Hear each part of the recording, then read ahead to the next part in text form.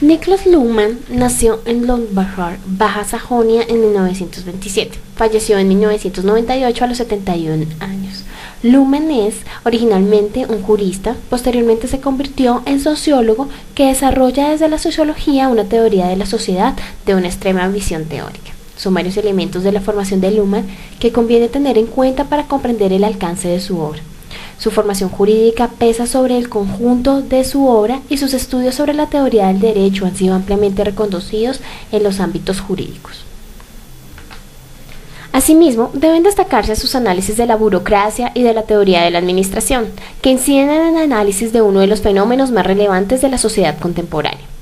Una estancia en la Universidad de Harvard durante un año sabático entre 1960 y 1961 le permite trabajar con tal Cole Parsons.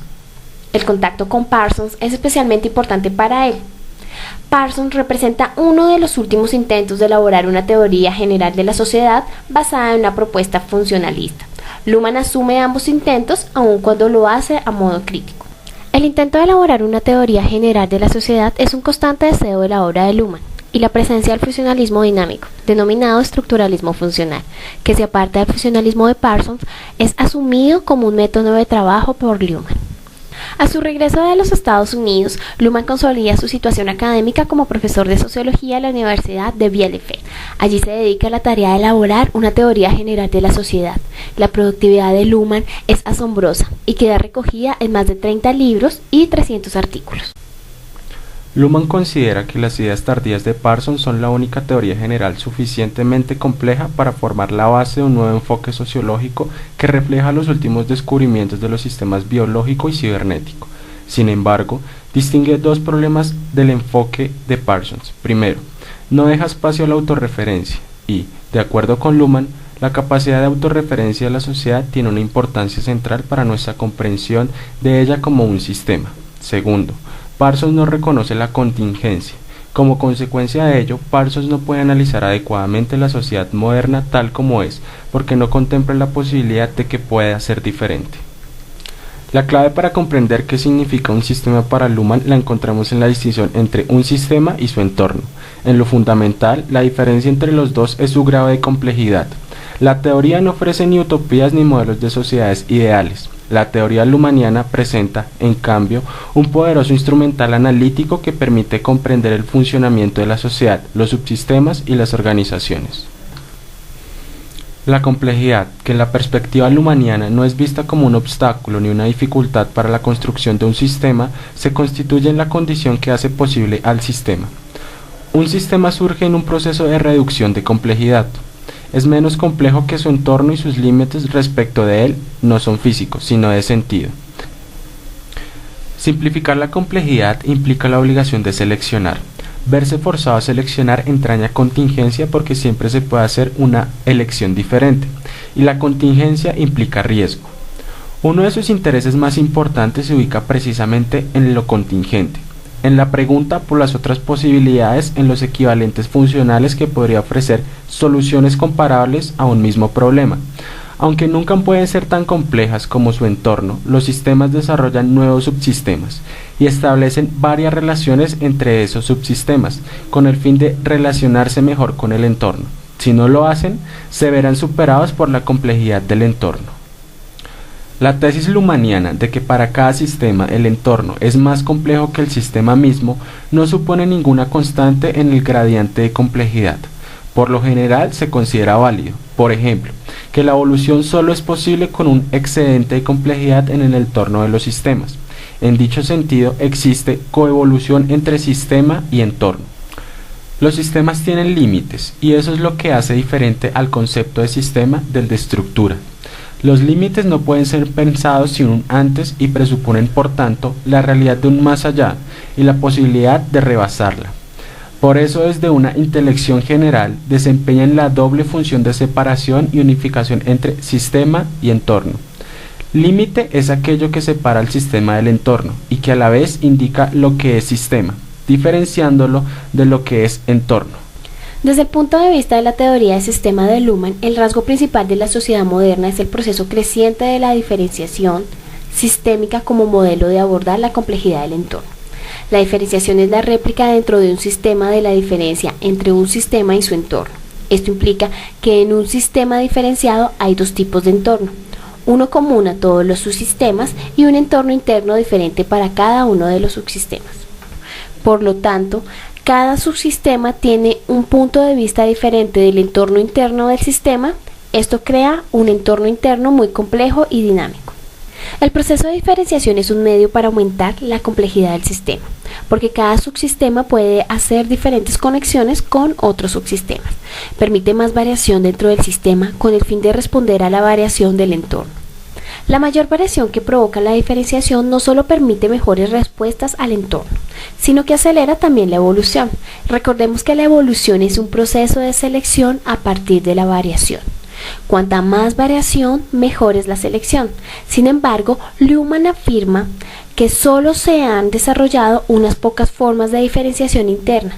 A estas se les llama diferenciación, desegmentación, destratificación, centro-periferia y diferenciación funcional.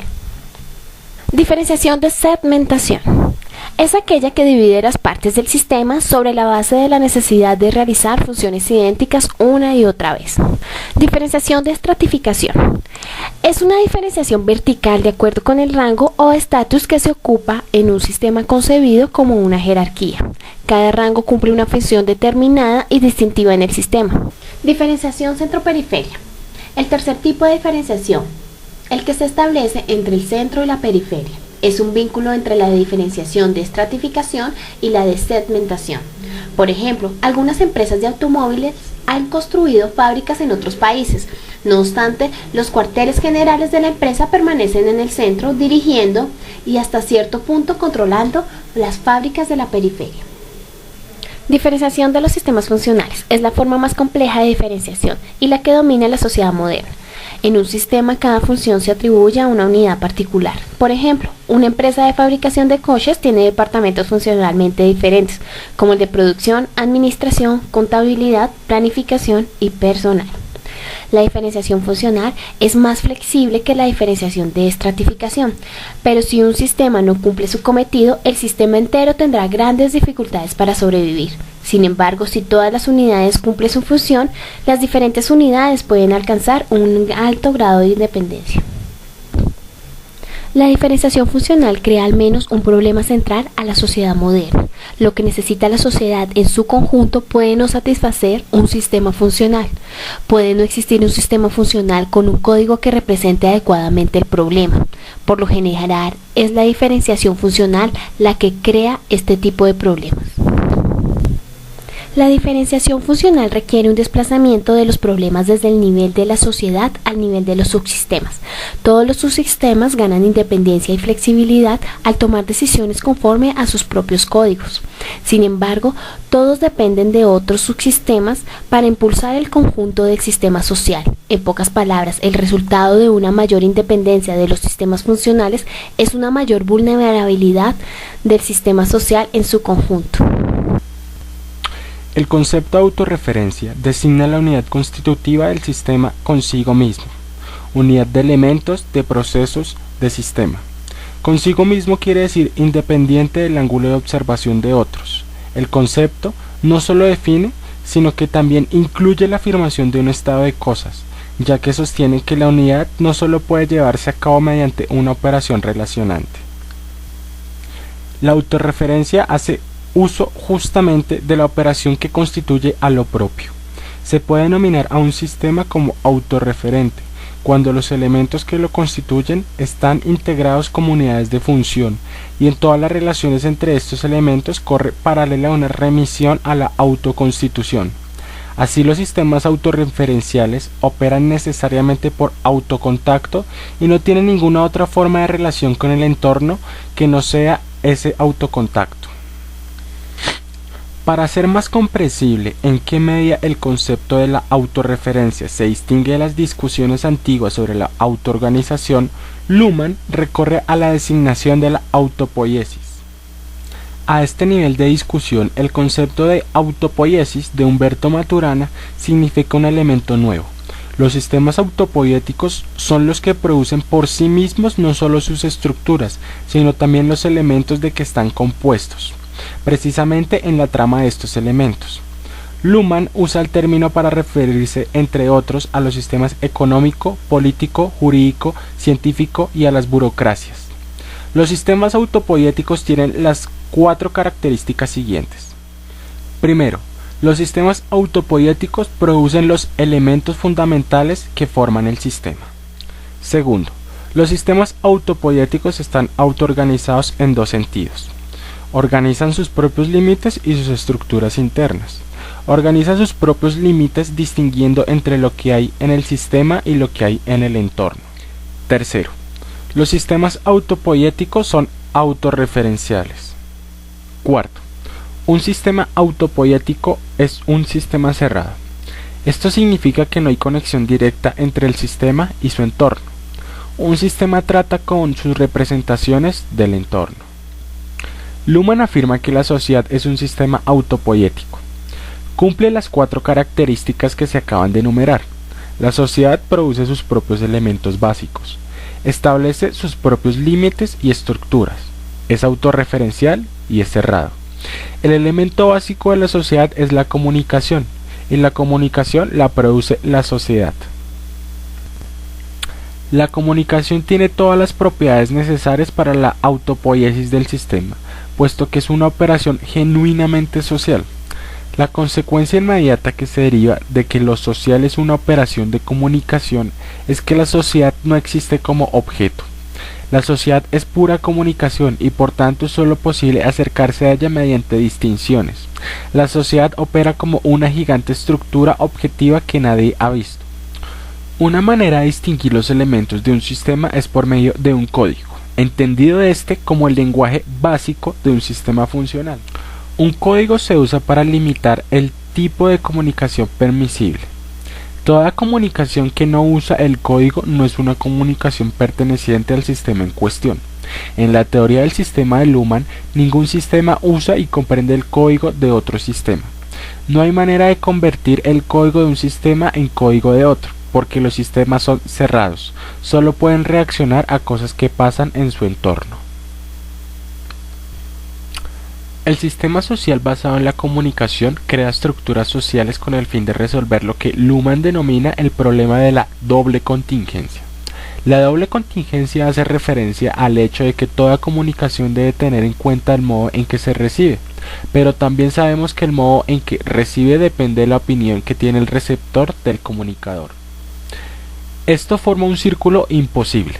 El receptor depende del comunicador y el comunicador del receptor. La comunicación es necesaria porque cada uno de nosotros tiene un conjunto diferente de normas y desarrollamos ese conjunto propio de normas porque la comunicación tiene el problema de la doble contingencia. Esto muestra cómo funciona la sociedad en tanto es un sistema autopoiético, puesto que la estructura, entendida como los roles, las normas institucionales y tradicionales de la sociedad, crea los elementos, en este caso la comunicación de la sociedad, y esos elementos crean la estructura de manera que, como en todo sistema autopoiético, el sistema constituye sus propios elementos.